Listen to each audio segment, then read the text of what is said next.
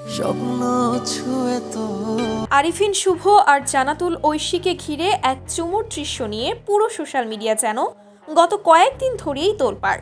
নূর ছবির শুটিংয়ের একটি অন্তরঙ্গ মুহূর্তের ভিডিও যখন হঠাৎই নেট দুনিয়ায় ছড়িয়ে পড়ে, তখনই শুরু হয় নানা কানাঘুষা।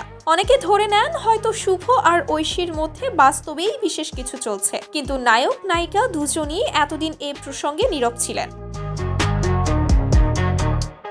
অবশেষে সেই নীরবতা ভাঙলেন ঐশী। দ্য ডেইলি স্টারকে দেওয়া এক বিস্তৃত সাক্ষাৎকারে ঐশী স্পষ্ট করে বলেন, এই দৃশ্যটা নূর সিনেমার অংশ, এটা সম্পূর্ণ অভিনয়, এর বাইরে কিছু নেই। তার ভাষায়, বাস্তবে আরিফিন শুভর সঙ্গে কোনো রোম্যান্টিক সম্পর্ক নেই, সবটাই কেবলই পেশাদারি কাজের অংশ।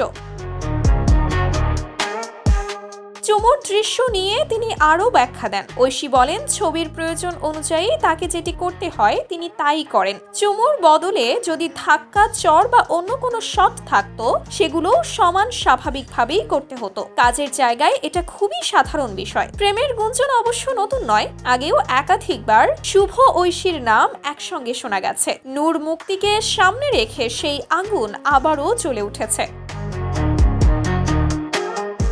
তবে ঐশী কোনো অস্পষ্টতার জায়গা রাখলেন না। তিনি বলেন, গুজবের কোনো ভিত্তি নেই। শুভর সঙ্গে তার সম্পর্ক পুরোপুরি পেশাদার, সম্মানজনক শিল্পীর সম্পর্ক ছাড়া আর কিছু নয়, এমনকি বন্ধুত্বও নয়। তিনি সরাসরি বলেন, বন্ধু হলে তো রাত 3টায় ফোন করা যেত, ব্যক্তিগত কথা শেয়ার করা যেত, এমন কিছুই আমাদের মধ্যে নেই। রায়হান রাফি পরিচালিত নূর 11 ডিসেম্বর বায়োস্কোপ প্লাসে মুক্তি পাচ্ছে, তাই সিনেমা ঘিরে দর্শকদের কৌতূহল এখন আরো বেড়ে গেছে। সেই সঙ্গে চুমুর দৃশ্যকে কেন্দ্র করে যে আলোচনা, তা সম্ভবত মুক্তির পর আরো নতুন মাত্রা পাবে।